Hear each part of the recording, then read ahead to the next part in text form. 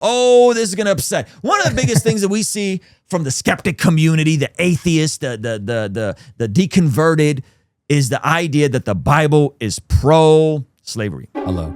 Now, we've consistently talked about this. We've showed you guys and pointed you guys to the idea of how can the Bible be pro-slavery and there be a slave Bible that pro-slavery people had to create to keep slaves in bondage. Hello. How can the Bible be pro-slavery if there was a Bible that they changed and augmented and edited to give to slaves, which removed big chunks? Yet there is first. That doesn't make any sense. You can't say this book is pro this, but they had to audit it and they had to edit it to create a whole nother version because they didn't want the slaves to rebel. Yeah, the guys that identified as slave owners were like, oh, this doesn't match up with what we believe. Right.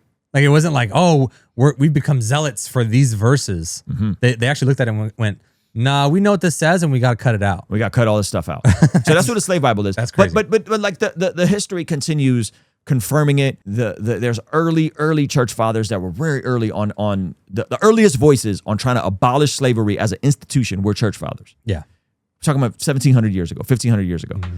Anti-slavery document from 1987 reveal American Baptist commitment to abolition.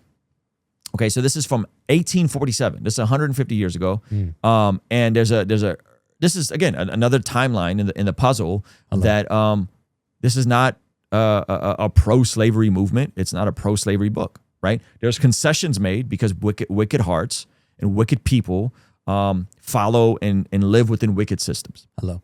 Right? Jennifer Cromack was combing through the American Baptist archive when she uncovered a slim box among some 18th and 19th century journals. Opening it, she found a scroll in pristine condition. A closer look revealed a 5-foot-long, 1.5-meter document was a handwritten declaration titled "A Resolution and Protest Against Slavery," signed by 116 New England ministers in Boston and adopted March 2nd, 1847. When was slavery outlawed? 1865. Yeah. That's crazy. Well, that's way ahead of time. So this is early. 18 years ahead of time. Yeah. This is early, right? Until its discovery in May at the archives in Massachusetts, American Baptist officials worried the anti-slavery document had been lost forever after fruitless searches at Harvard and Brown universities and other locations. A copy was last seen in 1902 history book. I was just amazed and excited.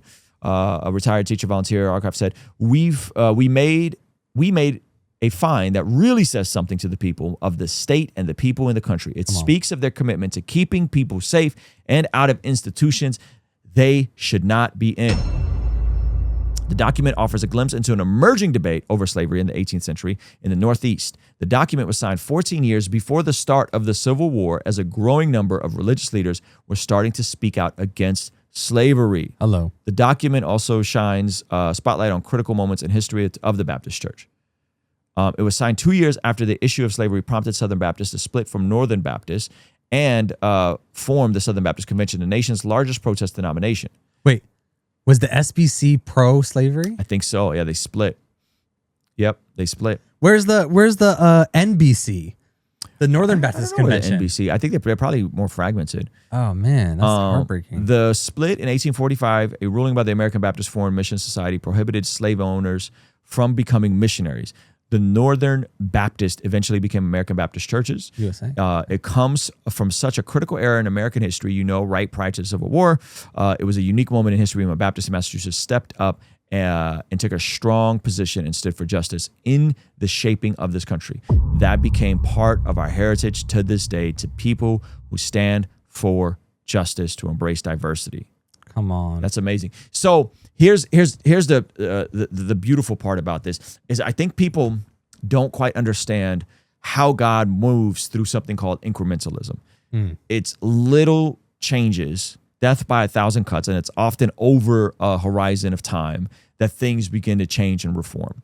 That it's not just we're just going to drop a nuclear bomb on something, right? And so right now, the parallel to this that we're seeing is an incremental chipping away at the issue of the unborn. You think 200 years from now, they're like, if God is real, then why did he let abortion go so long in this country? Like when the left and the right are all like, oh yeah, I can't believe we did. I mean, we were so barbaric. I can't believe we sacrificed babies. Yeah, maybe. That'd be interesting. 500 years, maybe? Maybe five. I think what will probably happen is there'll probably be a technological breakthrough that will make it where, like an Ozempic type thing, that'll be like, something will come along that like, this will keep you skinny, keep you infertile, and keep you healthy. And like once a week or once a month or once a year, right? And something like that will get us to a place where people who do not want to be pregnant can absolutely not get pregnant. Yeah. Christians will be like, I'm not taking that. Yeah, that's crazy. Right? That's crazy. I'm just going to work out, do my 10,000, 12,000 steps a day, eat right, and have a family.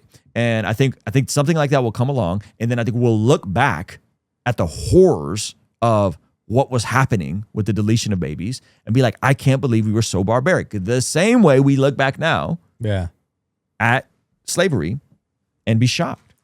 And then there'll be some people that will say, but Christians were pro-abortion too.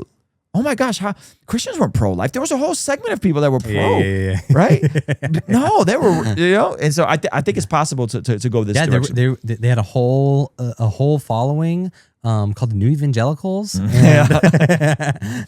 So yes, and the SBC today is obviously against it. But I think they were a little late. I think that's something to say about about organizations. Yes, like voting on things. Yep, it's like stop voting. Read the scripture. I mentioned this yesterday. Yeah, you can't be a Protestant and not be sola scriptura. Like that, the whole bit is like, oh yeah, church history is second. All this stuff is secondary. Yep. Sola scriptura, and then they sit down and vote on stuff. Like, what do we believe? Let's get rid of the Nicene Creed. Right. Yeah, Baptists had issues with the Nicene Creed. That's the funny part. Chill out. So I think that's just proof of concept for organizations doing stuff very poorly. Yep. Especially if you're Protestant. It's like, why are you part of why do you need your own little sect of institutional church? So anyway, I think this is great. I think we're going to keep talking about stuff like this because I think so much stuff has been distorted and intentionally smeared. And by the way, I'm not saying that there aren't Christians who were slave owners. Yeah. Jonathan Edwards was one of the biggest ones. I'm saying the scriptures are not inherently pro-slavery. Yeah. There's concessions made at a time where everyone, every nation, every civilization to various degrees had slaves. That's what I'm getting at. And so, I'm excited where this goes and hopefully. So those of you complaining about ChatGPT, just be happy that it's not ChatGPT. That would be slavery. Oh, okay. Like as a person, you are doing the labor of somebody else. Yep. Got you. Okay. Hey, so, thank you so much for watching this video all the way to the end. If you liked it, then hit the like button. If you liked it a lot and have a thought to share, leave a comment. If you are listening to this on the podcast app, make sure to leave a review and you could even leave a comment over there. And if you want to watch another video that is recommended just for you, hit this video over here. Let me know if they nailed it. Also, you can partner with us monthly, which helps us out a lot in our monthly community, get access to early drops and all that kind of good stuff over here. All right, I'll see you over there. Peace.